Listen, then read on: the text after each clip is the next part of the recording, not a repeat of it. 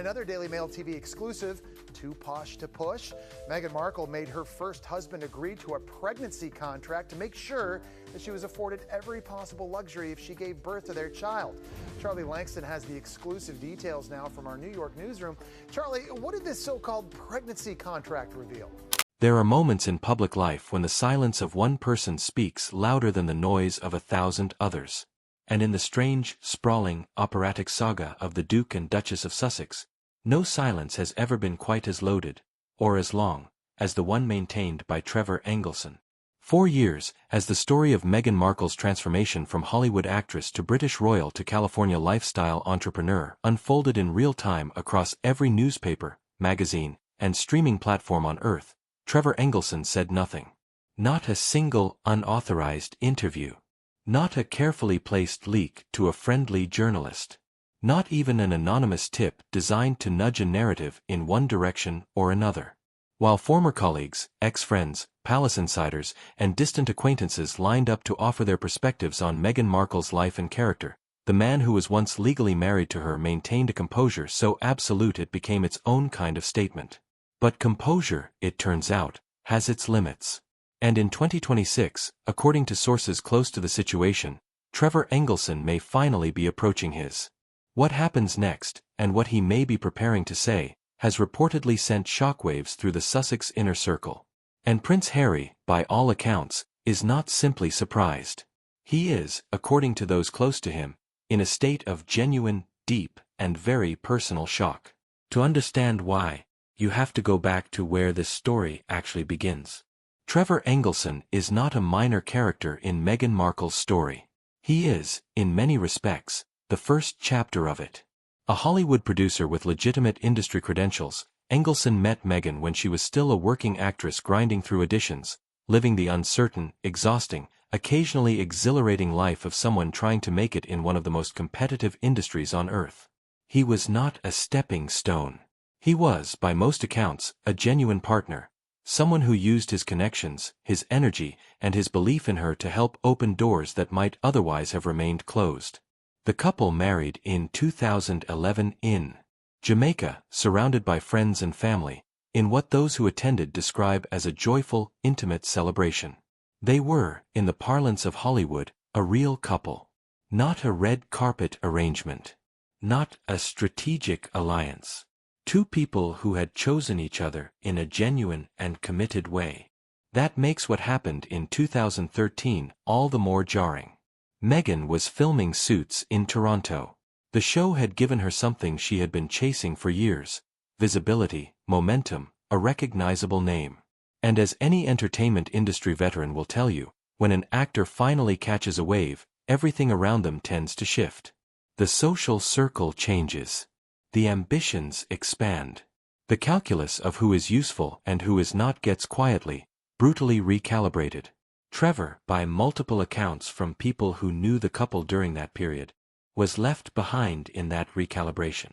He was in Los Angeles. She was in Toronto. And somewhere in that distance, geographical and otherwise, the marriage quietly collapsed. But it was not the fact of the divorce that people still talk about. It was the manner of it. The rings arrived in a package. A registered mail delivery. No phone call preceded it. No face-to-face conversation. No acknowledgement of the years they had built together, or the human being who would receive that envelope and understand in an instant that the chapter was over. Just a cold, clinical piece of mail that reduced a marriage to a cancelled arrangement. Trevor Engelson was reportedly blindsided. And he handled it the way very few people in similar circumstances choose to handle such a thing. He went quiet, rebuilt his life, found love again, started a family, and continued building his career. He became, by all observable measures, a man who had made peace with his past and moved forward with grace. Which is precisely why his reported decision to finally stop being quiet is so significant. There is something important to understand about the kind of silence Trevor Engelson has maintained. It is not the silence of someone who has nothing to say. It is not the silence of someone who has been legally prohibited from saying it. It is not the silence of someone who lacks the platform or the motivation to speak. It is the silence of someone who made a deliberate choice, over and over again, across more than a decade, to keep his own counsel while the world around him talked incessantly about a woman he once knew intimately. When Meghan Markle began her carefully choreographed emergence as a royal figure, Trevor said nothing. When the Oprah interview aired and Meghan described a life of isolation, emotional abandonment, and institutional cruelty, Trevor said nothing. When the Netflix docuseries presented a version of Meghan's journey from struggling actress to global symbol of authenticity and resilience, Trevor, the man who was there for a significant portion of that struggle, said nothing. He watched his own role in her story get quietly edited out of the public record. He watched himself become a footnote, an unnamed ex-husband, a shadow in the background of a narrative that had no use for him. And still, he said nothing. That kind of sustained, disciplined silence is not easy. It requires a continuous, active decision to hold back.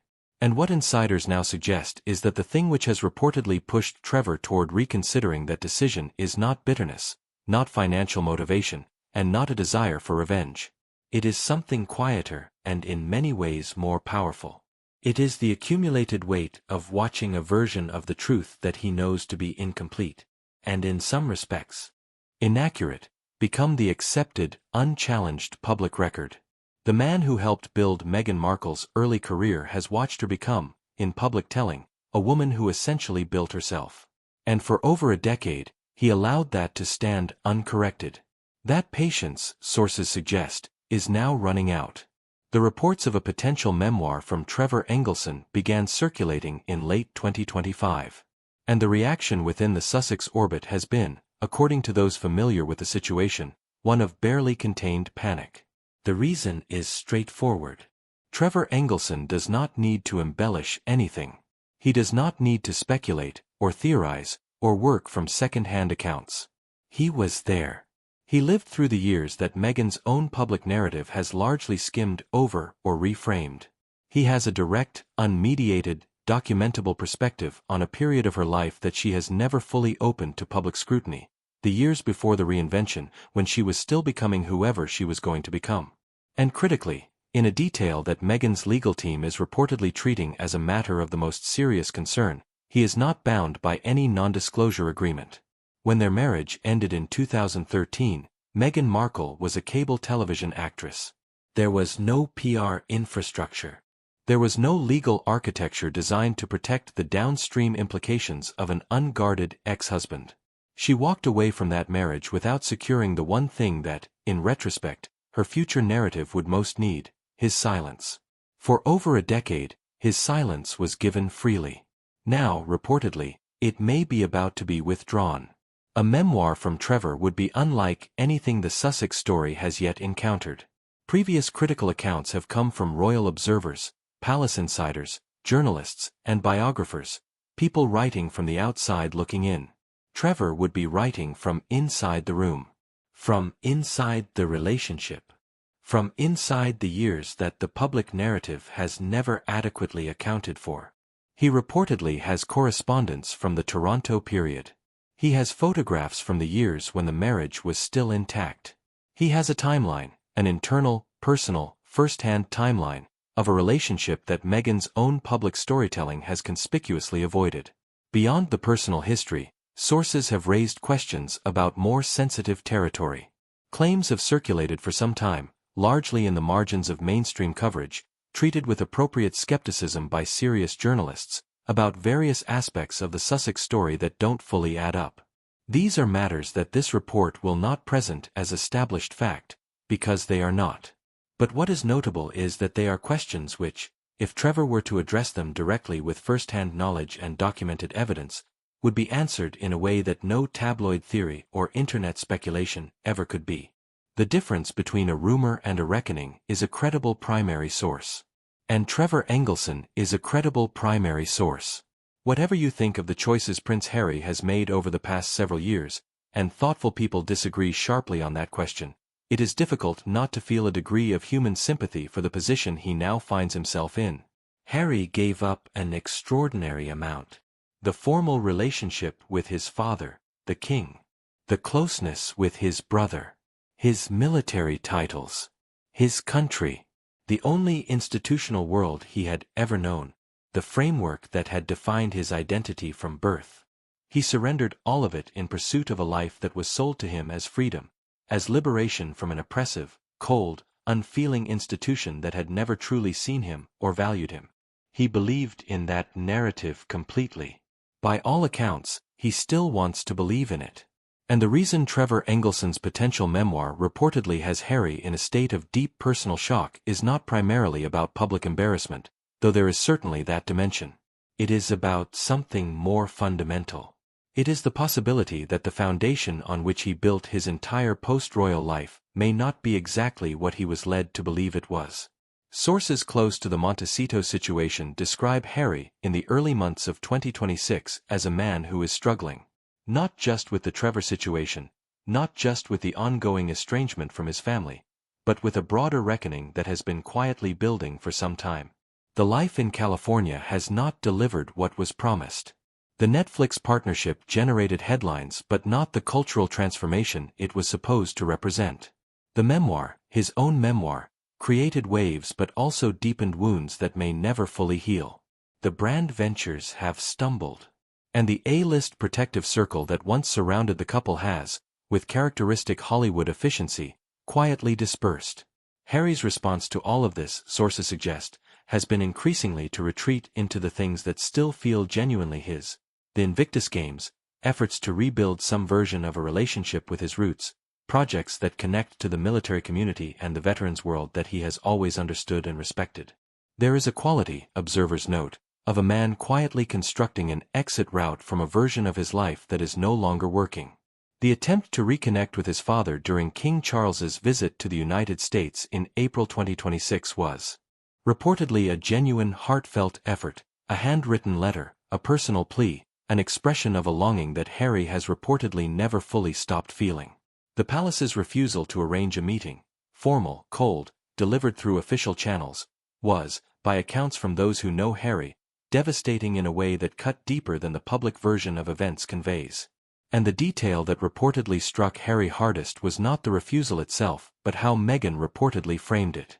Rather than acknowledging it as a painful moment of family estrangement, which it plainly was, she apparently connected it to the Trevor memoir situation, suggesting the palace's response was a coordinated maneuver designed to undermine the Sussex brand at a strategically sensitive moment.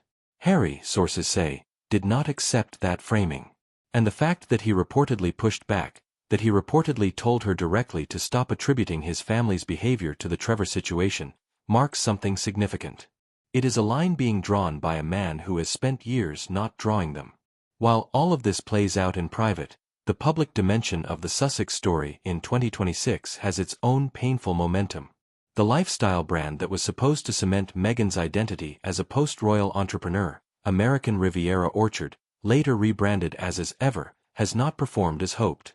The launch generated mockery in inverse proportion to the fanfare that preceded it. The overpriced jam became a shorthand, among critics and even some former sympathizers, for a kind of aspirational miscalculation, the sense that the brand was projecting an image of effortless success that the underlying product did not justify. The rebranding to Ever, explained as meaning something like, as it's always been, was immediately complicated by a logo controversy involving a small Spanish town whose ancient coat of arms bore a striking resemblance to the new brand's visual identity. The story went global. For a venture that needed smooth, positive momentum to establish itself, the timing was genuinely damaging. What is perhaps most revealing, however, is not the brand's commercial struggles but the interpretive framework Meghan has publicly applied to them. Every obstacle has been framed as sabotage. The trademark rejections, the result of coordinated institutional undermining. The negative press coverage, orchestrated from London. The logo controversy, a planted story designed to derail a launch. King Charles's refusal to meet Harry, timed specifically to coincide with Ever's debut and cause maximum reputational damage. Trevor's memoir rumors, a weapon deployed by the palace to ensure the Sussex brand never finds its footing in America. This is a pattern worth examining seriously rather than dismissing. The pattern is one of total externalization. Every failure is caused by someone else. Every obstacle is evidence of persecution. Every setback is a coordinated attack. This narrative worked for a time because the enemy it identified was both distant and institutional. But in 2026, even people who were once genuinely sympathetic to the Sussex narrative are asking questions that are becoming harder to deflect. Why would a king managing a cancer diagnosis and a functioning constitutional monarchy expend political capital on undermining a jam brand in California? The logistics of the conspiracy being described don't hold up under any kind of serious examination. And as the logic cracks, the narrative built on top of it begins to crack with it. One of the quietest but most significant developments in the Sussex story of 2026 is the gradual withdrawal of the celebrity support network that once gave the couple's California operation genuine cultural weight. Oprah Winfrey's famous interview gave Harry and Meghan the most watched platform of the decade and positioned them, in the public imagination, as truth-tellers confronting a broken institution. Serena Williams was a vocal, public advocate. The Clooneys, George and Amal, were reportedly close allies, their association lending a patina of sophisticated, principled celebrity to the Sussex brand. The message from Hollywood's elite was unambiguous: we stand with this couple. That message is no longer being sent. When As Ever launched in early 2026, the silence from former allies was conspicuous. No celebrity endorsements. No enthusiastic social media support from the people who once championed the Sussex story with genuine visible conviction. The broad coalition that once surrounded the couple has not announced its withdrawal. Hollywood never does that. It has simply, quietly, moved on. The reason is not complicated. Celebrity alliances in the entertainment industry are fundamentally commercial relationships. You align yourself with narratives that are ascending, with brands that are generating positive momentum, with stories that make your own association look good. The Sussex brand, in 2026, is generating controversy without corresponding cultural heat. It is producing headlines, but not the kind that any publicist wants their clients associated with. The A-list has not turned on Harry and Meghan. It has done something in some ways more deflating. It has stopped paying attention. For Meghan, whose post-royal strategy was built explicitly on the premise that Hollywood relationships could substitute for royal institutional support, this quiet abandonment is not merely a social disappointment. It is a structural crisis. Without those associations, the enterprise in Montecito becomes increasingly isolated. Two people in a very large house, fighting battles on multiple fronts, with fewer and fewer allies willing to be seen fighting alongside them. Pull back from the drama and the allegations and the brand failures for a moment, and there is a genuinely human story at the center of all this that tends to get obscured by the noise. Harry is a man who grew up in extraordinary privilege and extraordinary grief. He lost his mother at 12 years old, in the most public and devastating way imaginable, and spent the decades that followed navigating a family and an institution that was structurally incapable of processing that kind of loss openly. The emotional distance. The stiff upper lip. The relentless exposure to public scrutiny with no internal support architecture to manage it. That is a genuinely painful thing to carry, and the appeal of someone who seemed to see through all of it, who seemed to offer a different way of living, a more honest and emotionally free existence, is entirely understandable. The tragedy is not that Harry made the wrong choice.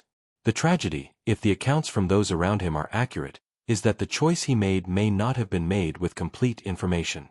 Meghan is also a human being with a complex interior life that does not reduce neatly to either the victim's narrative she has constructed or the villain's narrative her critics have constructed. She is a woman of genuine ambition, genuine talent, and genuine drive who grew up navigating a world that presented real obstacles. Some of the grievances she has articulated are real. Some of the difficulties she experienced were genuine. The fact that parts of the narrative she has built around those experiences appear to have been embellished or strategically constructed does not eliminate the underlying truth of those experiences. But ambition, even justified ambition, has consequences when it involves treating people as instruments rather than human beings. The manner in which the first marriage ended was not just an administrative act. It was a statement about how Trevor Engelson was valued at the moment he stopped being useful. And whatever Meghan's interior reasoning in that moment, the message that act delivered, to Trevor, to the people who witnessed it, and ultimately to the historical record, was one that no amount of subsequent narrative management has been able to fully erase. If Trevor Engelson publishes a memoir, and the reports suggest the deal is advanced, the material is substantive, and the legal avenues to stop it are narrowing, the consequences will not be contained to a news cycle. A primary source account, from a man who has spent over a decade building credibility through silence, carries a weight that no tabloid biography or palace briefing document can approach. When Trevor says something, the world will be primed to believe it precisely because of how long he chose to say nothing. The allegations regarding the early years of Meghan's career, the circumstances of the marriage and its end, the questions about what was genuinely known and planned versus what was genuinely spontaneous and authentic, these will not remain in the realm of speculation. They will be addressed by someone with direct knowledge and the documentation to support it. For Harry, the choices ahead are genuinely difficult. Return to an institution and a family that has, by all accounts, moved on without him. A reconciliation that he reportedly still desires but that grows more distant with each passing month. Stay in California and manage a marriage that sources increasingly describe as operating on parallel rather than intersecting tracks. Or find some third way, some path that is neither the full return to royal life nor the Hollywood dream that never quite materialized, that allows him to build something sustainable. For Meghan, the window for controlling the narrative is closing. Every story has, at its core, a protagonist whose credibility the audience must invest in. Once the first person who truly knew that protagonist, who knew her before the publicists and the brand consultants and the carefully constructed public image, decides to offer his account, her version of events is no longer the only version available. It becomes one story among several. And when the competing story comes from someone whose very silence has been a form of endorsement, the impact is not merely additive. It is transformative. Step back further still, and there is something happening here that is bigger than any of the individuals involved. The Sussex story was always, at its deepest level, a story about authenticity. It was a story about a woman who was supposedly too real, too human, too honest for an institution built on performance and image management. The emotional appeal of that narrative, the outsider who refuses to play along, the truth-teller confronting a system that demands silence, was genuinely powerful and genuinely resonant for millions of people. What Trevor Engelson's emergence potentially represents is the closing of an ironic circle. The woman who built a public identity on the premise of radical honesty is now facing the testimony of a man whose very quietness was its own form of honesty. He didn't perform his grief or his grievances. He didn't monetize his proximity to her story. He simply got on with his life, built something real, and stayed quiet. The public, by and large, is quite capable of forgiving ambition. It is capable of forgiving the messiness and contradiction that characterize most real human lives. What it finds genuinely difficult to forgive, and what, if Trevor's account delivers what sources suggest it will, it may be confronting for the first time in the Sussex narrative, is the feeling of having been deceived. The feeling of having invested emotional energy in a story that was, at its foundation, more carefully constructed than it appeared. The architecture of the Sussex narrative was always dependent on one thing above all others: the belief that it was true. Not perfectly true, not without complexity or contradiction, but fundamentally, essentially, genuinely true. If the man who was there at the beginning, before the titles, before the Netflix deals, before the Oprah interview, before any of it, says otherwise, that belief faces its most serious test yet. And Prince Harry, who staked more on that belief than anyone else, will have to decide what to do with that.